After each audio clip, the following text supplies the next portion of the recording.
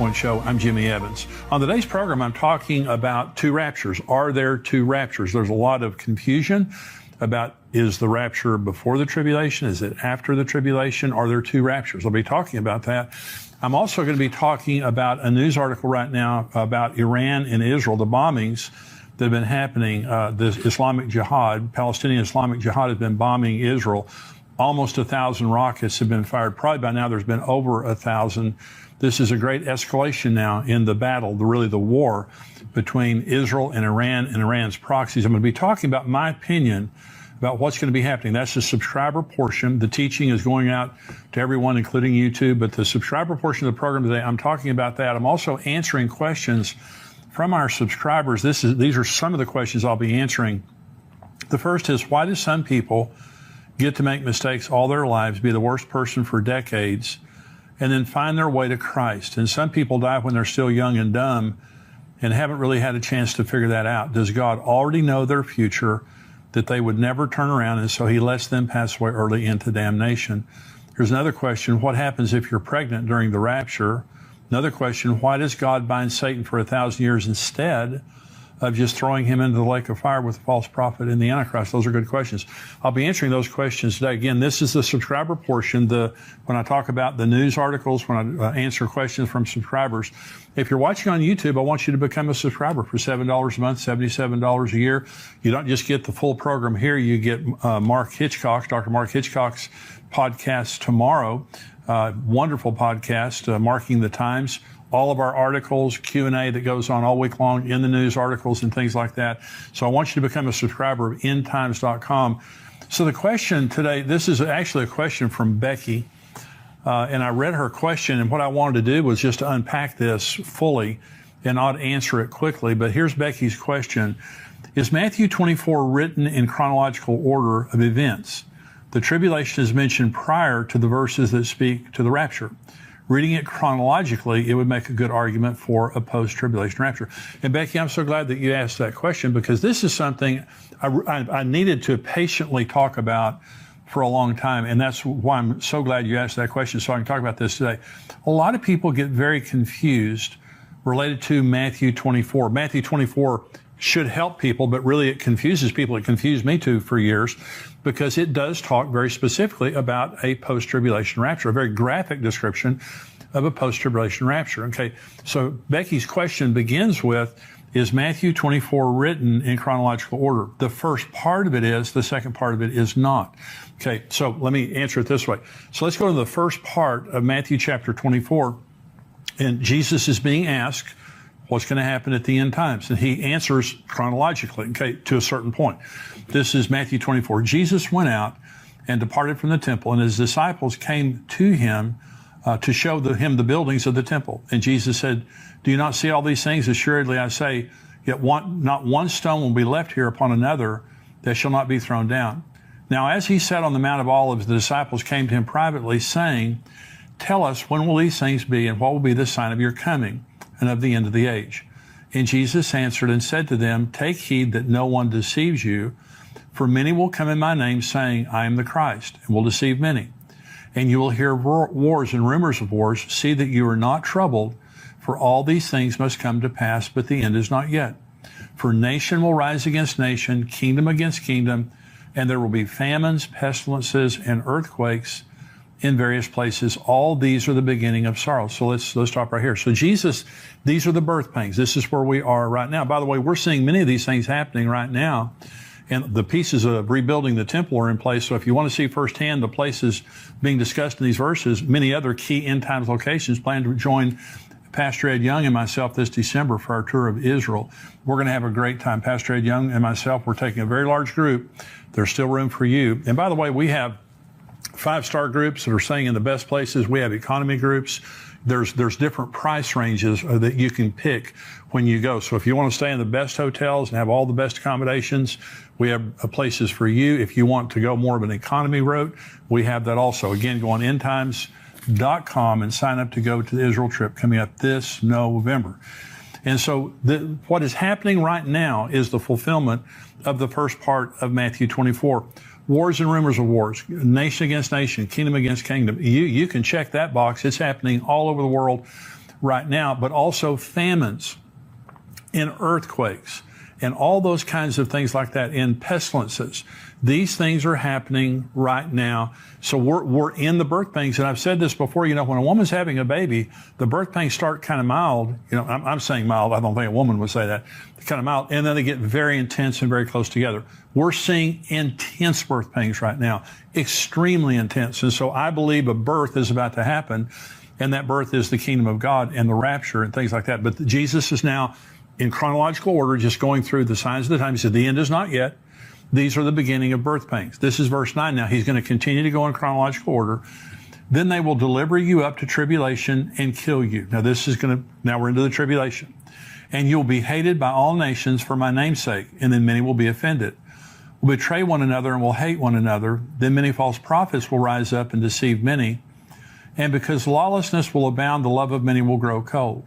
But he who endures to the end shall be saved. And this gospel of the kingdom shall be preached in all the world as a witness to all the nations, and then the end will come. Therefore, when you see the abomination of desolation spoken of by Daniel the prophet standing in the holy place, whoever reads, let him understand.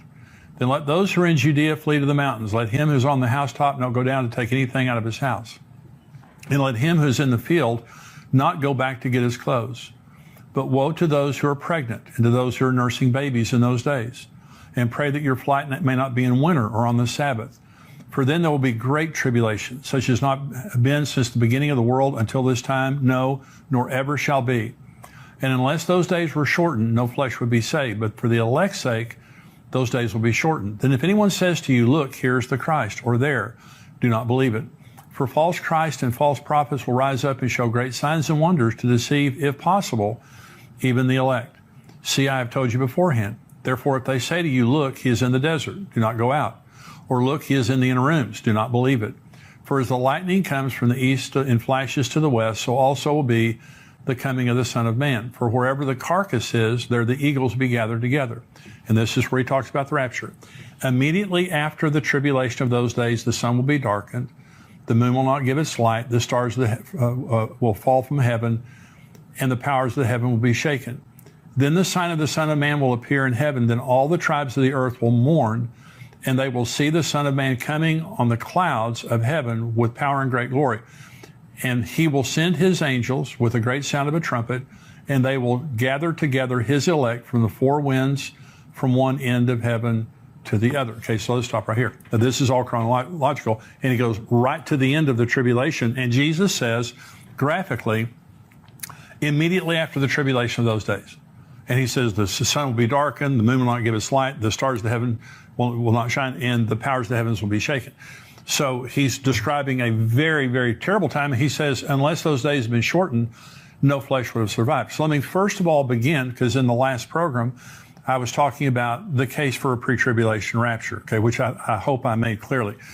There is a post-tribulation rapture. Jesus says immediately after the tribulation of those days. There's no doubt about the fact that he's talking about at the end of the tribulation, there's going to be a gathering of the living and the dead people who accepted Christ after the first rapture and during the tribulation. So after these verses, okay, after verse 31, Jesus changes timelines here, okay?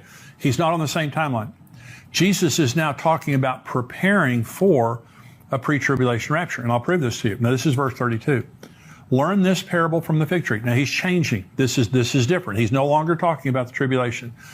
Learn this parable from the fig tree. When its branch has already become tender and puts forth leaves, you know that summer is near. So you also, when you see all these things, know that it is near at the doors. Assuredly, I say to you, this generation will by no means pass away till all these things take place. Heaven and earth will pass away, but my words will by no means pass away. But of that day and hour, no one knows, not even the angels of heaven, but my Father only. But as the days of Noah were, now listen to this, because this is very different from the end of the tribulation.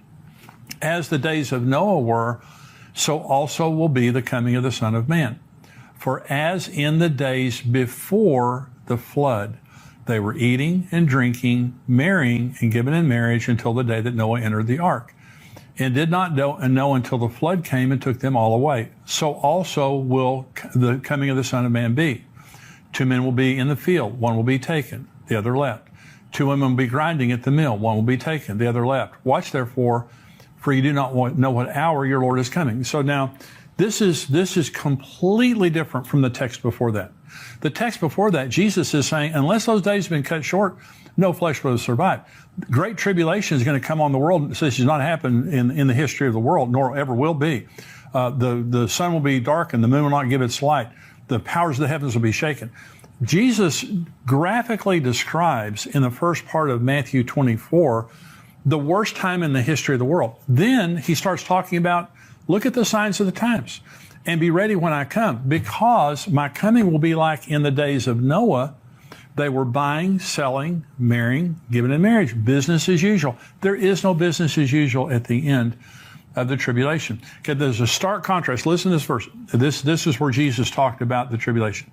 Immediately after the tribulation of those days, the sun will be darkened, the moon will not give its light, the stars will fall from heaven, and the powers of the heaven will shake it. Listen to these words now. As the days of Noah were, so also will the coming of the Son of Man be. For as in the days of Noah, or as in the days before the flood, they were eating, drinking, marrying, giving in marriage, until the day Noah entered the ark. They did not know until the flood came and took them all away. So also will be the coming of the Son of Man.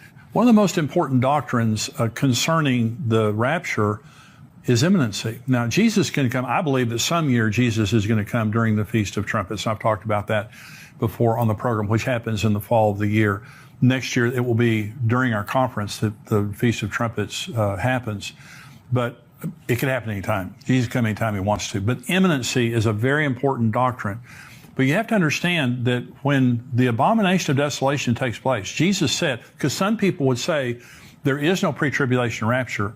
The rapture happens at the end of the tribulation. You can actually count. Jesus said you won't know the day or the hour. You can actually count the days from the abomination of desolation until the second coming of Jesus. Let me show you in Scripture. Daniel 9:27 says this. This is Gabriel talking to Daniel. He shall confirm a covenant. The Antichrist shall confirm a covenant with many, Israel, for 1 week, for 7 years.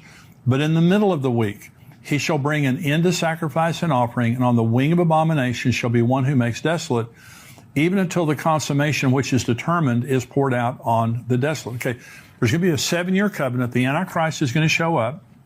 The tribulation begins when the Antichrist confirms a covenant with Israel for 7 years. In the middle of the 7 years, what it just said in Daniel 9, the abomination of desolation takes place. Okay, so right in the very middle. Okay, this is Daniel chapter 12. Then I, Daniel, looked, and there stood 2 others, one on this riverbank and one on the other riverbank. And one said to the other man clothed in linen, who was above the waters of the river, how long shall the fulfillment of these wonders be? Then I heard the man clothed in linen, who is above the waters of the river, when he held up his right hand and his left hand to heaven, and swore by him who lives forever, that it shall be for a time, times, and half a time, and when the power of the holy people has been completely shattered, all these things shall be finished. Although I heard, I did not understand. Then I said, my Lord, what shall be the end of these things? And he said, go your way, Daniel, for the words are closed up and sealed till the time of the end. Many shall be purified, made white, and refined. But the wicked shall do wickedly, and none of the wicked shall understand, but the wise shall understand. And from the time that the daily sacrifice is taken away, and the abomination of desolation is set up, there shall be 1,290 days. Blessed is he who waits and comes to the 1,335 days. Now, there are 3 periods of time being talked about here in Daniel 12. They're very important. The first, the question was asked, how long is this going to happen? And it was 1,260 days, a time, times, and half a time. Israel used a 360-day lunar calendar. So that's 1,260 days. The second time here in verse 11, it says there will be 1,290 days. That's 1,260 days, 3.5 years, plus 30 days. It says, blessed is he who waits and comes to the 1,335 days. That's actually the beginning of the millennium, after the second coming, after the abomination of desolation has been removed, after the sheep and goat judgment and all those things have happened. There's the inauguration of Jesus as king, and the millennial kingdom begins. That's the reason that there's a time difference. But here's what I'm trying to say. So Jesus said we wouldn't know the day or the hour. We're just told the day's right there. We are told exactly the timeline right there. So if you're alive during the tribulation, there is no imminency whatsoever. when you see the abomination of desolation, the entire world is going to see it all at the same time. According to Revelation 11, they're going to see the two witnesses get killed. They're going to see everything the Antichrist is doing.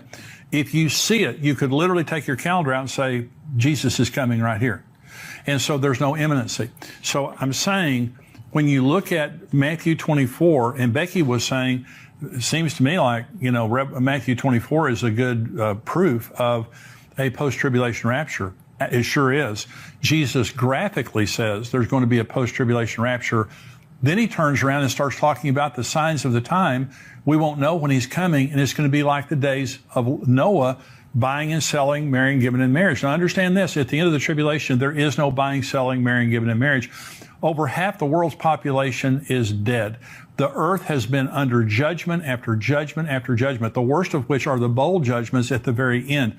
There's no buying and selling, marrying, giving in marriage. Jesus said, unless those days have been cut short, no flesh would have survived. And remember, Jesus said, it will be like the days of Noah before the flood. Okay, so this is a pre-judgment, a pre-wrath text here that Jesus is talking about two different periods of time. Again, Jesus said, unless those days have been cut short, no flesh would have survived. Then he's over here talking about buying, selling, planning, building, giving in marriage, those things like that. And so it's a very, very easy text for me. Of course, I've studied for a long time, but Becky's question was, is this chronological? Is Matthew 24 chronological? It is, up until verse 31.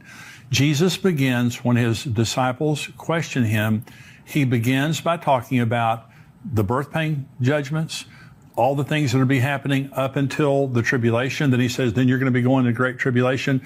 He talks about the abomination of desolation. He talks about the second coming, when every eye will see him. The rapture, the pre-tribulation rapture, is a private event that take place in the sky between Jesus and the believers. The earth doesn't know anything other than a lot of believers have disappeared. The second coming, every eye will see him. His feet come down, touch the Mount of Olives.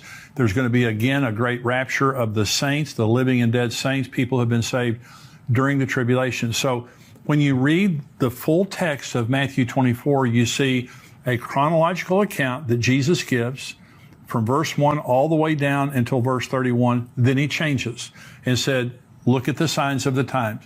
Look at the fig tree. All these things happening.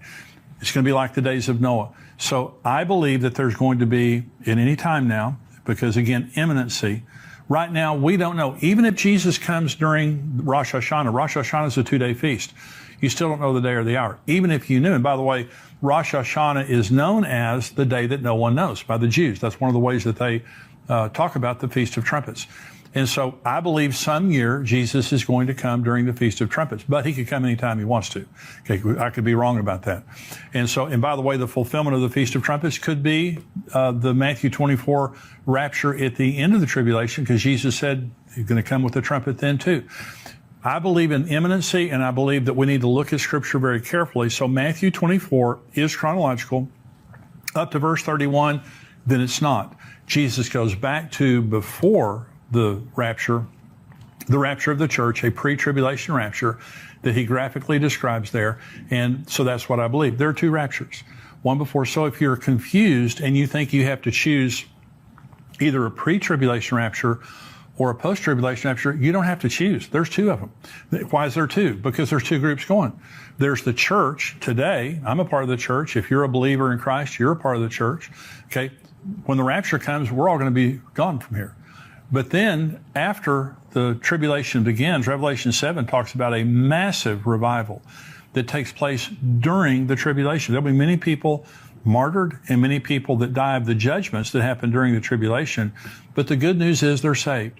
Some people will actually survive on the earth, the tribulation. One way or the other, at the end, they're going to be gathered up just like we were. They'll be a part of the church. They'll rule and reign with Jesus for 1,000 years. And so that's what I believe. I believe that Matthew 24 is another text that very graphically describes a pre-tribulation and a post-tribulation rapture. I want you to be a part